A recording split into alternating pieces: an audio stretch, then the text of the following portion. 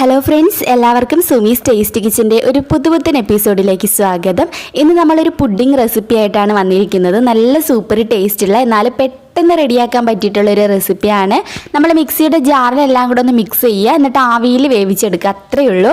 അപ്പോൾ ഇതെങ്ങനെയാണ് ചെയ്യുന്നതെന്ന് നോക്കാം. അതിന് മുമ്പായി ഈ ചാനൽ ഇതുവരെയും സബ്സ്ക്രൈബ് ചെയ്യാത്ത ഏതെങ്കിലും കൂട്ടുകാരുണ്ടെങ്കിൽ ഒന്ന് വേഗം തന്നെ സബ്സ്ക്രൈബ് ചെയ്തേക്കണേ. നിങ്ങൾ സബ്സ്ക്രൈബ് ചെയ്യുമ്പോൾ കൂടി ഒരു കുഞ്ഞ് ബെല്ലൈക്കൺ വരും, അത് മറക്കാതെ ഒന്ന് ക്ലിക്ക് ചെയ്ത് ഓൾ എന്ന ഓപ്ഷനിൽ പ്രസ് ചെയ്താൽ ഞാൻ ഇതുപോലെ വീഡിയോസൊക്കെ ഇടുമ്പോൾ നിങ്ങൾക്ക് അത് കറക്റ്റായിട്ട് നോട്ടിഫിക്കേഷൻ കിട്ടുന്നതായിരിക്കും. അപ്പോൾ എന്തായാലും നമുക്ക് നേരെ വീഡിയോയിലോട്ട് പോവാം.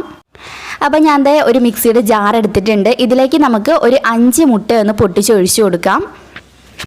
ഇനി ഇതിലേക്ക് നമുക്ക് ഒരു 1/4 കപ്പ് അളവിൽ പഞ്ചസാര ചേർത്ത് കൊടുക്കാം. അടുത്തതായിട്ട് ഞാൻ ഇതിലേക്ക് ചേർക്കുന്നത് കണ്ടൻസ്ഡ് മിൽക്കാണ്. ഞാൻ വീട്ടിൽ തന്നെ റെഡിയാക്കി എടുത്തിട്ടുള്ള കണ്ടൻസ്ഡ് മിൽക്കാണ്. നിങ്ങൾക്ക് വേണമെങ്കിൽ വീഡിയോ കണ്ടിട്ടില്ലാത്തവർ Sumi's tasty kitchen condensed milk എന്നൊന്ന് സെർച്ച് ചെയ്താൽ നിങ്ങൾക്ക് വീഡിയോ കാണാം. നമ്മൾ പുറത്തുനിന്ന് മേടിക്കുന്ന അതേ രുചിയിൽ തന്നെയാണ് കേട്ടോ നമ്മൾ വീട്ടിൽ ഒരു 2 മിനിറ്റ് കൊണ്ട് ഇത് ആക്കിയിട്ടുള്ളത്. അപ്പോൾ വീഡിയോ കാണാത്തവരുണ്ടെങ്കിൽ വീഡിയോ കണ്ടു നോക്കുക കേട്ടോ.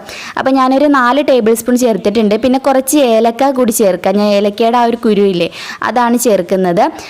അപ്പോൾ ഇത് ഇത്രയും കൂടി ചേർത്തിട്ട് നല്ല സ്മൂത്തായിട്ടൊന്ന് ബ്ലെൻഡ് ചെയ്തെടുക്കണം. അപ്പോൾ ഞാൻ ഇതിലേക്ക് കുറച്ച് വാനില എസൻസ് കൂടി ചേർക്കുകയാണ്. ഒരു 1/2 ടീസ്പൂൺ അളവിൽ നമുക്ക് വാനില എസൻസ് ചേർത്ത് കൊടുക്കാം. ഇത് ഇത്രയും കൂടിയിട്ട് നല്ല സ്മൂത്തായിട്ട് നമുക്കൊന്ന് ബ്ലെൻഡ് ചെയ്ത് എടുത്തിട്ട് വരാം. ഇനി ഇതിലേക്ക് 1/2 ലിറ്റർ പാലും പിന്നെ ഒരു 6 ടേബിൾ സ്പൂൺ അളവിൽ അരിമാവും പിന്നെ ഒരു 1/4 ടീസ്പൂൺ അളവിൽ ഉപ്പ് കൂടി ചേർത്തിട്ട് ഒന്നുകൂടി ഒന്ന് സ്മൂത്തായിട്ടൊന്ന് ബ്ലെൻഡ് ചെയ്തെടുക്കണം. എന്നിട്ട് ഇതൊരു ബൗളിലേക്ക് ഒഴിച്ച് നന്നായിട്ടൊന്ന് മിക്സ് ചെയ്യുക. ഞാൻ ആ ഒരു പോർഷന് ഞാൻ ക്യാമറ ഓൺ ചെയ്യാൻ മറന്നതാണ് കേട്ടോ. അപ്പോൾ നിങ്ങൾ മറക്കാതെ തന്നെ 6 ടേബിൾ സ്പൂൺ അളവിൽ അരിമാവും അതുപോലെ ഒരു 1/4 ടീസ്പൂൺ ഉപ്പ് കൂടി ചേർത്ത് നന്നായിട്ട് ഒന്ന് മിക്സ് ചെയ്തിട്ട് വെക്കുക. ഇനി നമുക്ക് ഇതൊരു 7 ഇഞ്ചിൻ്റെ ഒരു ടിന്നിലേക്ക് ഒഴിച്ചു കൊടുക്കാം. ഇത് നമ്മൾ ആവിയിൽ വെച്ചിട്ടാണ് ബേക്ക് ചെയ്യുന്നത്. പിന്നെ ഇതിൻ്റെ ടോപ്പിലായിട്ട് നമുക്ക് ഇഷ്ടമുള്ള കുറച്ച് നട്ട്സൊക്കെ ചേർത്ത് കൊടുക്കാം. ഞാനിപ്പോൾ ഇവിടെ കുറച്ച് ബദാം നീളത്തിൽ കട്ട് ചെയ്തെടുത്തിട്ടുണ്ടായിരുന്നു, അതുപോലെ കുറച്ച് പിസ്ത എടുത്തിട്ടുണ്ട്. ഇത് രണ്ടും കൂടിയിട്ട് ഇതിൻ്റെ മുകളിലായിട്ട് ഇതുപോലെ ഒന്ന് ഇട്ട് ഡെക്കറേറ്റ് ചെയ്ത് എടുക്കുന്നുണ്ട്. പിന്നെ ഇതെല്ലാം കഴിഞ്ഞിട്ട് നമുക്ക് കുറച്ച് ചെറി കൂടി ഇതിൻ്റെ ടോപ്പിൽ ഇട്ട് കൊടുക്കാം കേട്ടോ. ഇത് വെന്ത് വന്നതിന് ശേഷം കുറച്ച് ചെറി കൂടി ഇടാം. പിന്നെ വേണമെന്നുണ്ടെങ്കിൽ ഇതിനുള്ളിലായിട്ട് നമുക്ക് ചെറി ഇടാം, നമ്മൾ കഴിക്കുമ്പോൾ അതൊന്ന് കടിക്കാൻ കിട്ടുമല്ലോ. അപ്പോൾ ഞാൻ ഇതുപോലെ ചെയ്ത് എടുത്തിട്ടുണ്ട്. ഇനി ഇത് നമുക്ക് അലൂമിനിയം ഫോയിൽ വെച്ചിട്ട് ഒന്ന് കവർ ചെയ്യാം.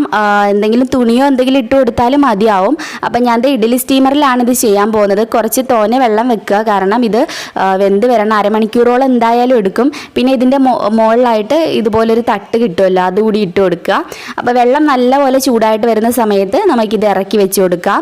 ഇറക്കി വെച്ചിട്ട് അടച്ച് വെച്ചിട്ട് നമുക്കൊരു നന്നായിട്ട് വെള്ളം തിളച്ചതിന് ശേഷം മീഡിയം ഫ്ലെയിമിൽ ഇടാം കേട്ടോ. അത്രയും നേരം ഫുൾ ഫ്ലെയിമിൽ തന്നെ ഇട്ടിരിക്കുക. ഒരുപാട് തീ കുറച്ച് വെക്കാൻ പാടില്ല. ആ വെള്ളം വെട്ടി തിളച്ച് വേണം ഇത് ബേക്കായിട്ട് വരാൻ വേണ്ടിയിട്ട്. അപ്പം നിങ്ങൾ തീ നന്നായിട്ട് കുറച്ച് വെക്കാതെ ആ വെള്ളം തിളയ്ക്കുന്നതനുസരിച്ച് ഒരു മീഡിയം ഫ്ലെയിമിലോട്ട് വെച്ചിട്ട് ഒന്ന് ആവിയിൽ വേവിച്ച് എടുക്കാം. ഞാനിപ്പോൾ ഇത് ഒരു 50 മിനിറ്റ് വെച്ചിട്ടുണ്ട് കേട്ടോ. കറക്റ്റ് 1/2 മണിക്കൂറിൽ പുറത്ത് വെച്ച് 50 മിനിറ്റ് വെച്ചിട്ടുണ്ടായിരുന്നു. ഇനി നമുക്കിതൊന്ന് മെല്ലെ ഒന്ന് മാറ്റി നോക്കാം, വെന്തിട്ടുണ്ടോ എന്ന് നോക്കുക. എന്തെങ്കിലും ഫോർക്കോ എന്തെങ്കിലും വെച്ചിട്ടൊന്ന് കുത്തി നോക്കിയാലും മതി കേട്ടോ വെന്തിട്ടുണ്ടോയെന്ന്. അപ്പോൾ അത് എന്തായാലും ഇതിപ്പോൾ ആയിട്ടുണ്ട്. അപ്പോൾ ഇത്രയേ ഉള്ളൂ. ഇനി എന്താ ചെയ്യേണ്ടതെന്ന് വെച്ചാൽ ഇത് കംപ്ലീറ്റ് ചൂടാറാൻ വേണ്ടിയിട്ട് നമുക്കൊരു സൈഡിലേക്ക് മാറ്റി വെക്കണം. അപ്പോൾ ഇതിപ്പോൾ കംപ്ലീറ്റ് ചൂടാറിയതിന് ശേഷം ഞാൻ ഫ്രിഡ്ജിലൊന്ന് വെച്ചിട്ട് ഒന്ന് തണുപ്പിച്ചിട്ടുണ്ടായിരുന്നു. നമുക്ക് പെട്ടെന്ന് എടുക്കണമെങ്കിൽ ഫ്രീസറിൽ ഒരു 10-15 മിനിറ്റ് വെച്ചാലും മതിയാവും കേട്ടോ. അപ്പോൾ അത് എന്തായാലും ഇതിൻ്റെ ടോപ്പിലായിട്ട് കുറച്ച് ചെറി കൂടി വെച്ചിട്ടുണ്ട്. ഇത്രയുള്ള സിമ്പിളാണ്, പെട്ടെന്ന് നമുക്ക് റെഡിയാക്കി എടുക്കാൻ പറ്റിയിട്ടുള്ള ഒരു പുഡിങ്ങാണ്. എന്തായാലും ട്രൈ ചെയ്ത് നോക്കണം. ട്രൈ ചെയ്ത് നോക്കിയിട്ട് നിങ്ങളുടെ അഭിപ്രായം അറിയിക്കാൻ മറക്കരുത്. വീഡിയോ ഇഷ്ടപ്പെട്ടിട്ടുണ്ടെങ്കിൽ ലൈക്ക് ചെയ്യാനും ഷെയർ ചെയ്യാനും മറക്കണ്ട. പിന്നെ ഇതുവരെയും ഈ ചാനൽ സബ്സ്ക്രൈബ് ചെയ്യാത്ത ഏതെങ്കിലും കൂട്ടുകാരുണ്ടെങ്കിൽ ഒന്ന് വേഗം തന്നെ സബ്സ്ക്രൈബ് ചെയ്ത് കൂടെ വരുന്ന ബെൽ ഐക്കൺ മറക്കാതെ ഒന്ന് ക്ലിക്ക് ചെയ്ത് വെക്കുകയാണെങ്കിൽ ഞാൻ ഇതുപോലെ വീഡിയോസൊക്കെ ഇടുമ്പോൾ നിങ്ങൾക്ക് കറക്റ്റായിട്ട് അതിൻ്റെ നോട്ടിഫിക്കേഷൻ കിട്ടുന്നതായിരിക്കും. അപ്പോൾ തന്നെ വീഡിയോ കാണാൻ വേണ്ടിയിട്ടും പറ്റും.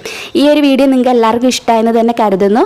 പുതിയൊരു റെസിപ്പി വീഡിയോയുമായിട്ട് നമുക്ക് വീണ്ടും കണ്ടുമുട്ടാം. അതുവരേക്കും ബൈ, ടേക്ക് കെയർ.